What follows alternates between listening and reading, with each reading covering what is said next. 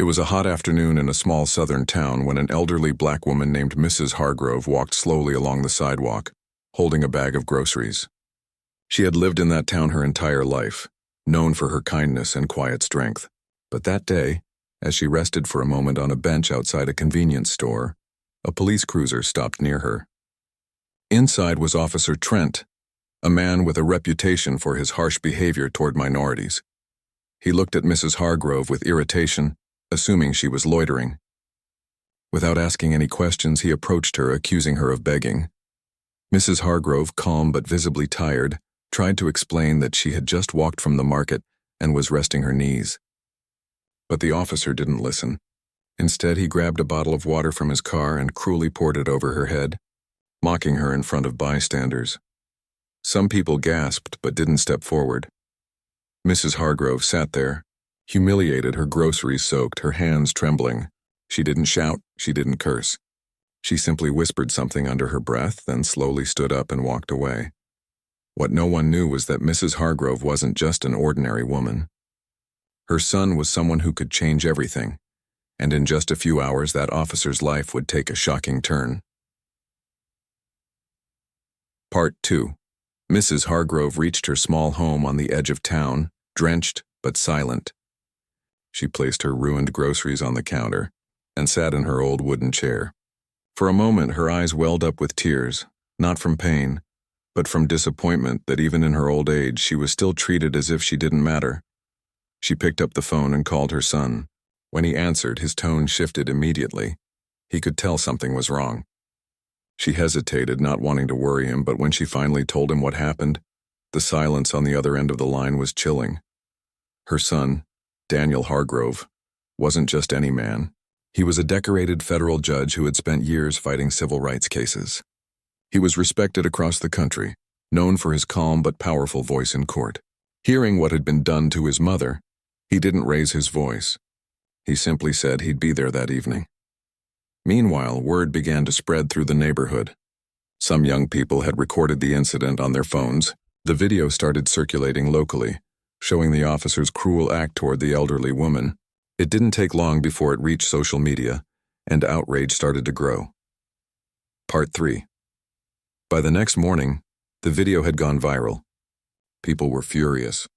The department tried to issue a quick statement claiming it was being reviewed, but the damage was done. The mayor called for an internal investigation. When Daniel arrived in town, he didn't come with cameras or reporters. He came quietly, dressed in plain clothes, and went straight to see his mother.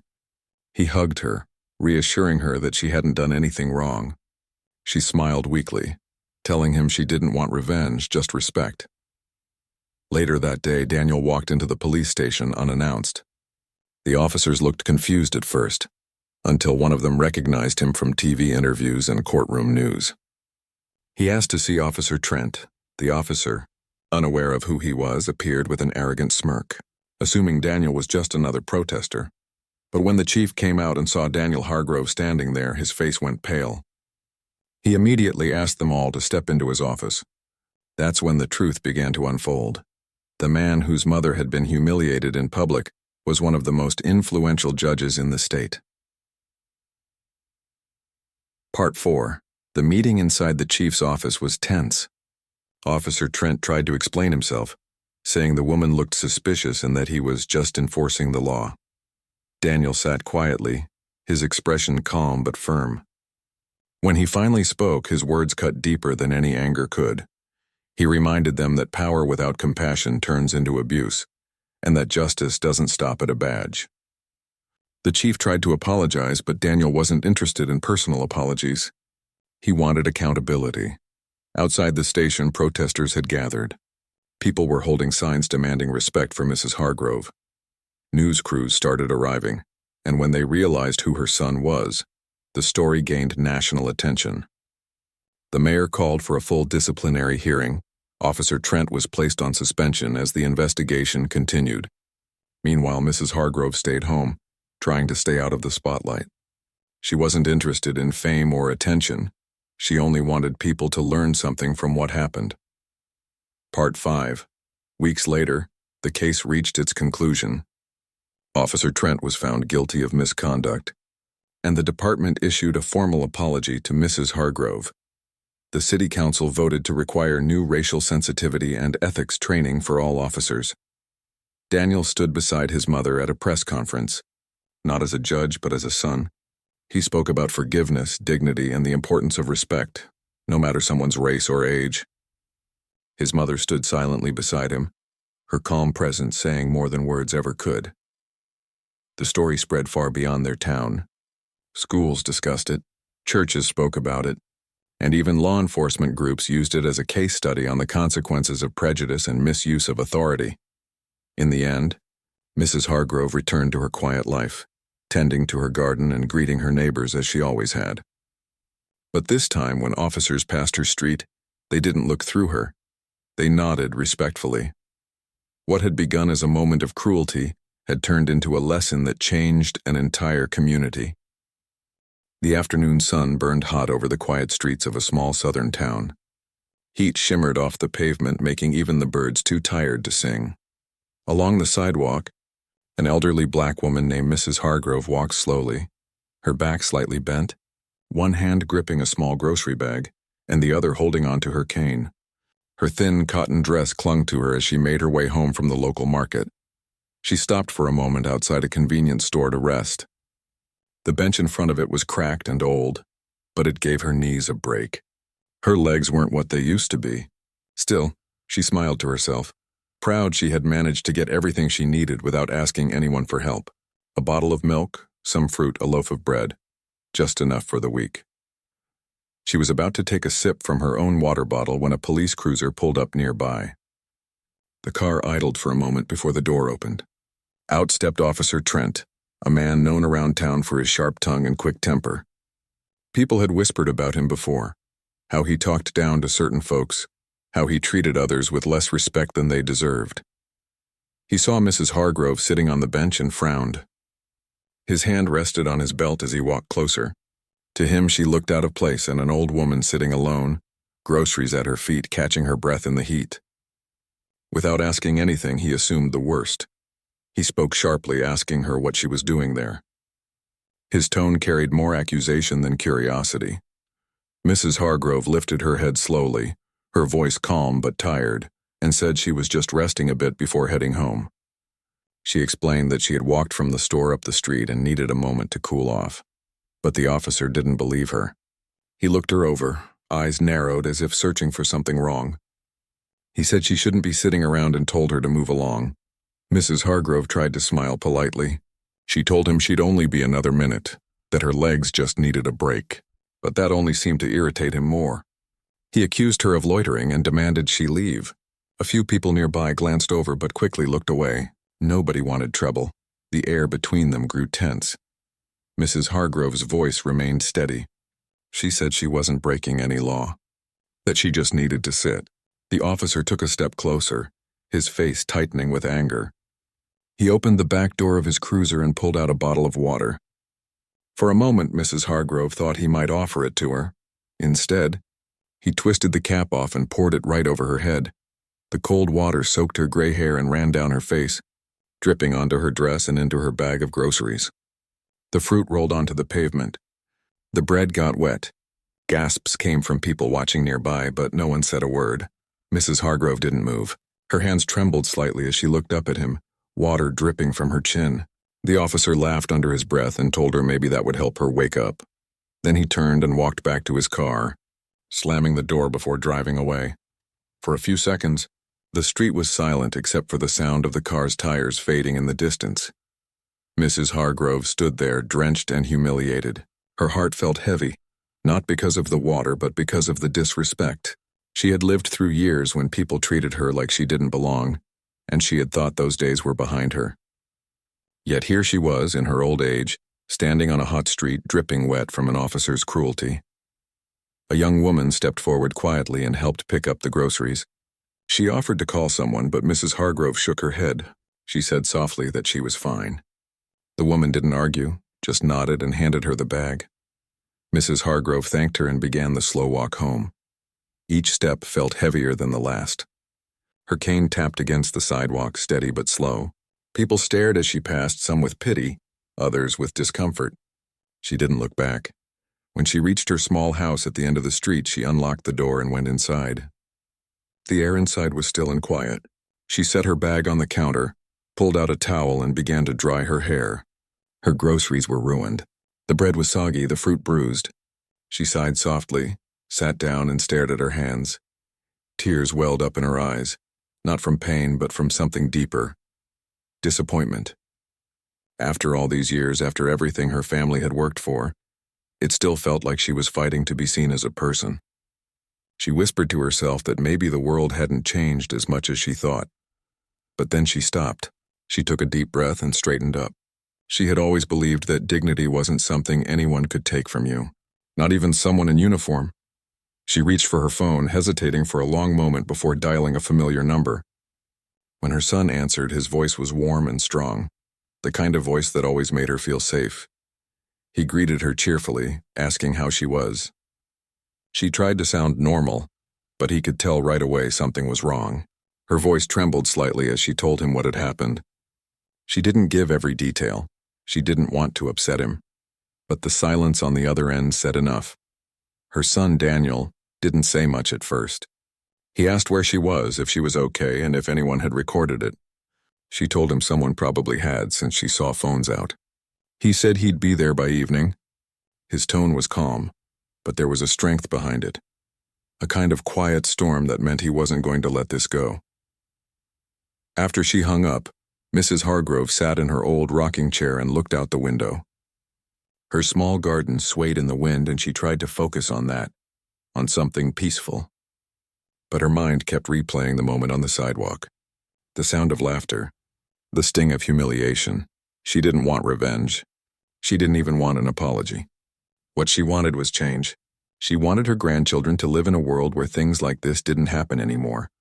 Outside, the sun began to set, casting long shadows over the street. Down the road, a neighbor knocked softly on her door and brought her a warm plate of food. Word had already started to spread about what happened. People in the community were angry, but they were also afraid. They had seen things like this before. Moments that came and went. Stories that got attention for a few days and then disappeared. But this time would be different. Because Mrs. Hargrove's son wasn't just any man.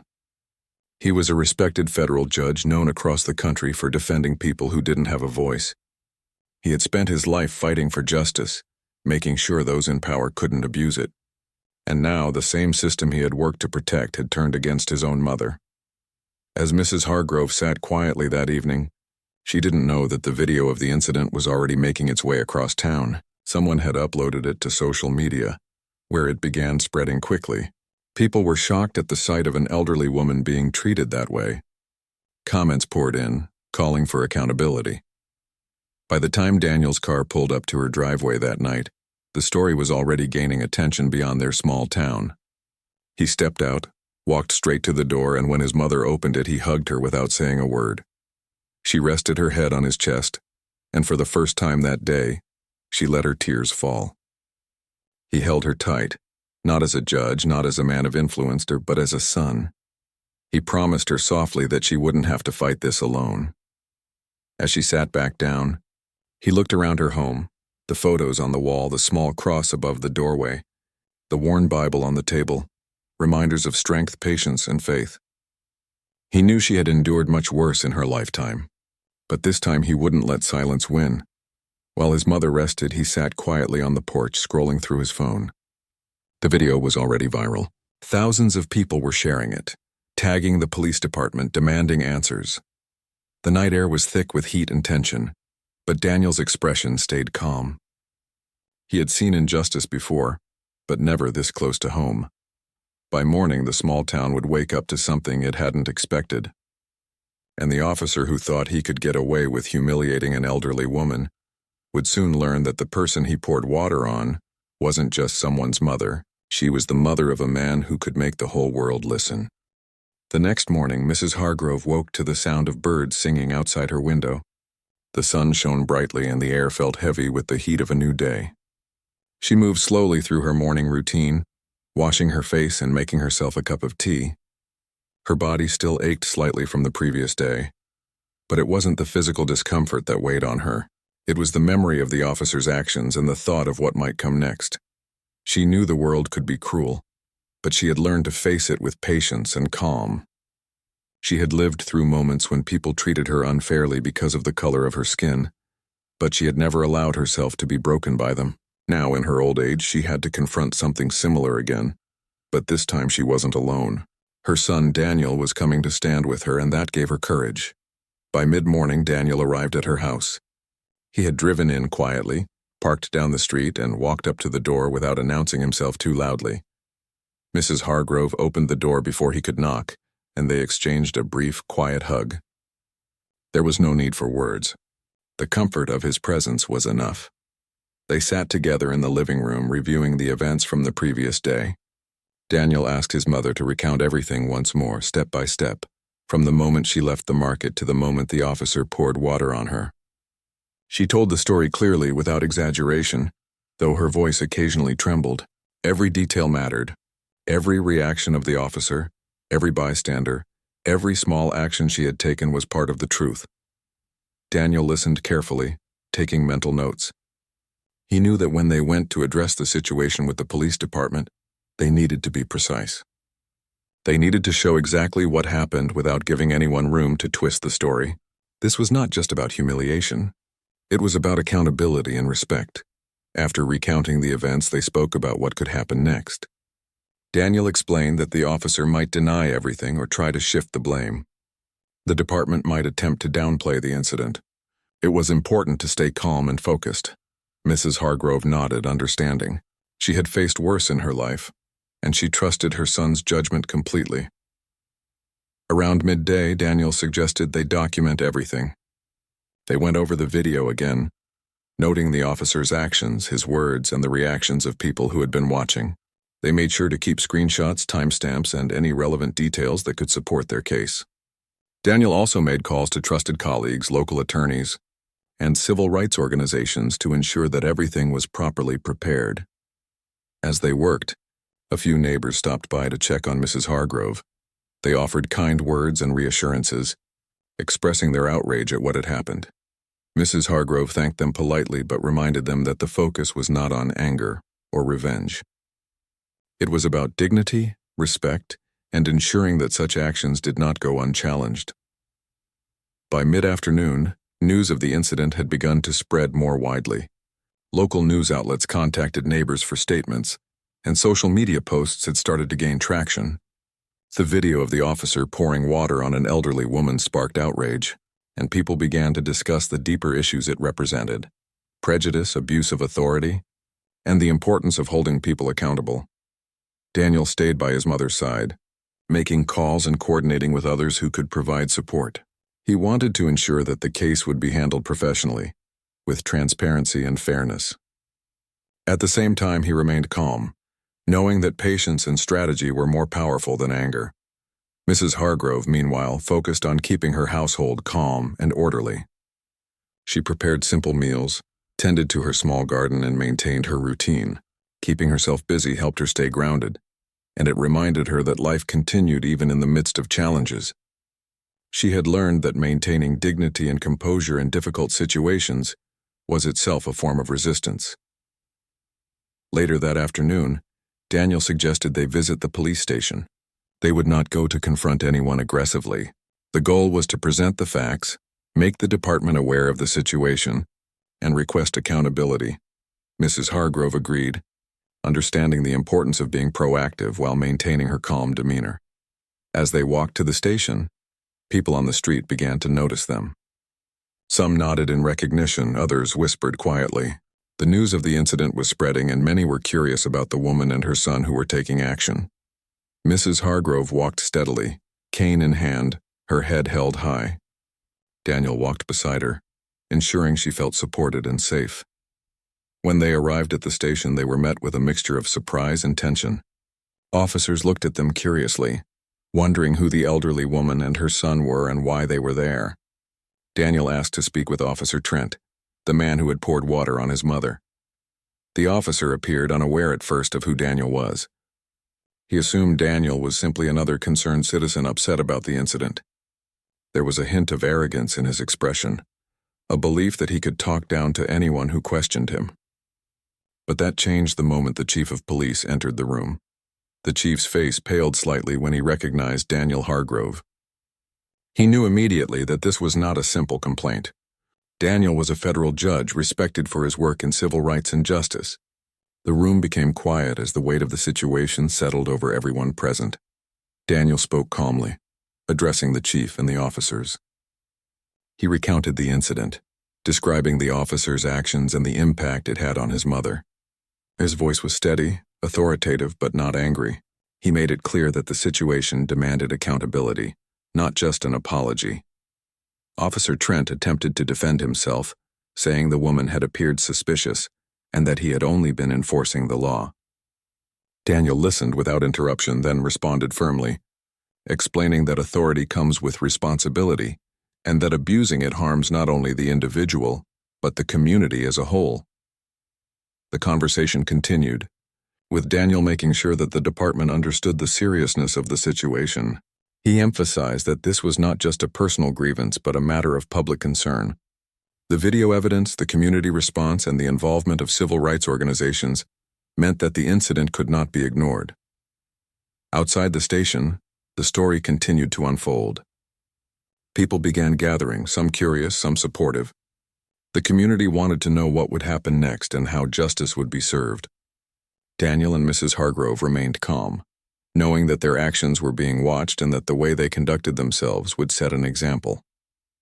By evening, the department had agreed to a preliminary review of the incident.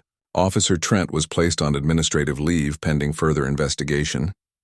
The chief of police met privately with Daniel and Mrs. Hargrove to discuss the next steps and ensure that the process would be fair and transparent. As they left the station, Daniel turned to his mother. "You did well today," he said softly. "You stayed calm, dignified, and strong. That matters more than you know." Mrs. Hargrove smiled faintly, feeling a sense of relief. She knew the path ahead would still have challenges, but she also understood that the first steps had been taken. Standing up for oneself, especially against authority, was never easy, but with careful planning, courage, and integrity, change was possible. That night, as she returned home, she reflected on the events of the day. She thought about the power of community, the importance of family, and the strength that comes from maintaining one's dignity. She also thought about the officer, not with hatred, but with a sense of resolve. People could change, systems could improve, and respect could be demanded in a way that elevated everyone involved. Daniel stayed nearby, making calls and preparing for the next day. He coordinated with legal advisors, civil rights organizations, and community leaders to ensure that the investigation would proceed properly. He wanted to protect his mother, yes, but he also wanted to ensure that the town learned a lesson about respect, accountability, and justice. By the end of the evening, Mrs. Hargrove felt a quiet peace. She had faced humiliation, yes, but she had also stood tall. She had relied on her strength and the guidance of her son. And for the first time in a long while, she felt a sense of hope. Hope that the world could be fairer, that respect could be demanded, and that justice could be served. Outside, the town slept under the warm glow of streetlights.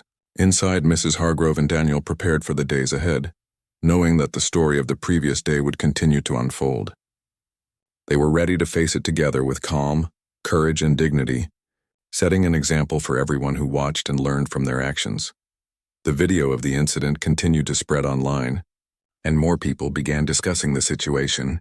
Teachers brought it up in classrooms, neighbors discussed it in their homes, and local organizations planned forums to talk about respect, authority, and community. What began as a small, cruel act had the power to spark conversations, change attitudes, and remind people of the importance of treating everyone with dignity. Mrs. Hargrove rested that night with a sense of quiet determination. She had lived through much, and she had learned that courage and dignity often came quietly, without fanfare, but with lasting impact. With her son at her side, she felt confident that the following morning, Mrs. Hargrove woke early, as she often did, with the sun barely peeking over the rooftops. She moved slowly through her home, tending to her small garden by the window. The flowers were in bloom, bright colors against the green leaves, and for a brief moment they offered her comfort. But her mind quickly returned to the events of the past few days. The humiliation she had suffered on the street still lingered. Every detail, from the officer's sneer to the cold water drenching her, remained vivid. She had tried to rest, to focus on calm and routine, but there was an underlying tension in her chest she could not ignore. She knew the confrontation with the police was only just beginning, and the outcome remained uncertain. Daniel arrived mid-morning, just as he had promised the day before. He entered quietly, carrying his usual calm, measured presence. He hugged his mother briefly and spoke softly. "We will go today. We will make sure this is handled right." Mrs. Hargrove nodded, feeling a mixture of anxiety and reassurance. She had faced unfair treatment in her lifetime, and she knew that standing up for herself required courage. But with Daniel by her side, she felt steadier. Together, they could approach the situation with dignity and strength. They reviewed the plan. Daniel had already contacted legal advisors, civil rights groups, and community leaders. They would go to the police department, present the facts, and ensure the matter was taken seriously. The goal was not revenge, it was accountability. It was making sure that no one, especially an elderly woman, could be treated that way again. When they arrived at the station, a few people outside noticed them. Word had spread quickly through the town, and curiosity mixed with support. Some whispered encouragement as they passed. Mrs. Hargrove held her head high, walking slowly with her cane, steady in her determination. Daniel stayed close, offering silent support. Inside the station, the atmosphere was tense. Officers recognized Daniel immediately, and there was a noticeable shift in the room. The chief of police approached, looking serious but measured. He asked them to follow him to a private office, and Daniel and his mother complied without hesitation. Once inside, Daniel addressed the room calmly but firmly. He recounted the incident, describing each action of Officer Trent in clear, precise detail.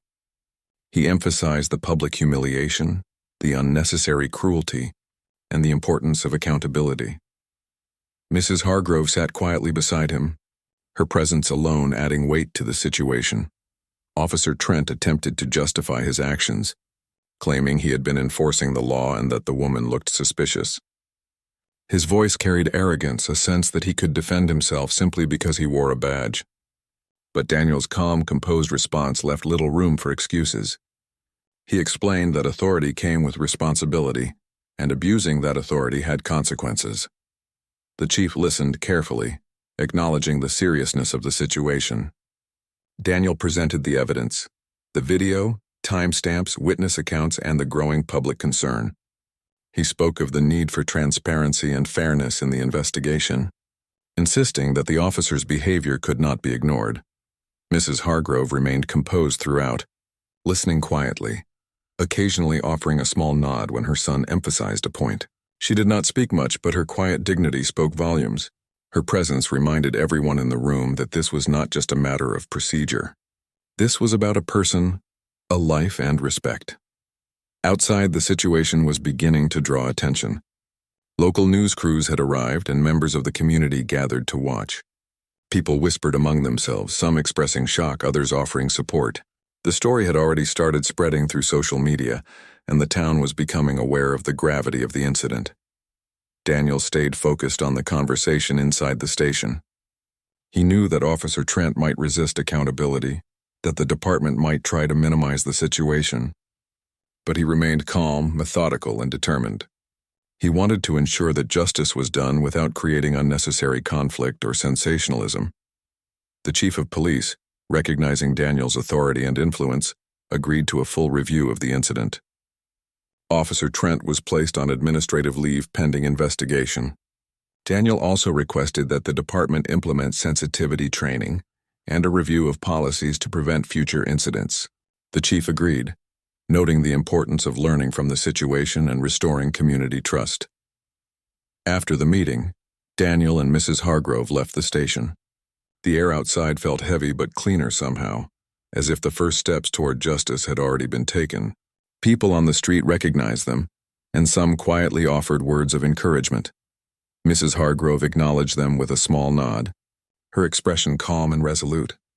As they walked home, Daniel explained what had been agreed upon and what would happen next. Mrs. Hargrove listened carefully.